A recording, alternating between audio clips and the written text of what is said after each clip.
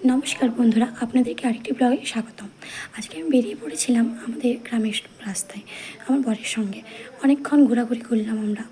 আমরা ওখানে এমনি বেরিয়েছিলাম, সেখানে কিছুই দেখার মতো নয়, কিন্তু আসলে পরিবেশটা খুব শান্ত তো, তাই একটু মনে হয় বেরালে মনটাও শান্ত হয়ে যায়। তো অনেকক্ষণ আমরা ঘোরাঘুরি করার পর একটা মন্দির দেখতে পেলাম। সেই মন্দিরটা খুবই ভাঙা, কিন্তু পুরনো তো, বেশ দেখতেও ভালো লাগছিলো। এরকম মন্দির কিন্তু এখন দেখা যায় না। তো আমরা ওখান থেকে সোজা চলে গেলাম ফুচকা দোকানে। তো ওখান থেকে ফুচকা নিয়ে আমি বাড়ি চলে এলাম। তো তোমরা দেখতে পাচ্ছ আমার হাতে ফুচকা। তো এখন খাওয়ার সময় যার কাছ থেকে প্রত্যেকদিন ফুচকা নিই, আমি তার কাছ থেকেই আমি নিই, কেননা তার হাতে টেস্ট আমার সবথেকে বেস্ট লাগে। তো আমি যখন আনি মাকেও দিই। মা সেরকম খায় না, কিন্তু ওই কাকুর হাতের ফুচকা মায়ের খুব পছন্দের। তো যাই হোক, মাও খেয়ে দেখলো আর মায়ের খুব ভালো লাগলো। তো আজকের ব্লগটা আমার এই পর্যন্ত।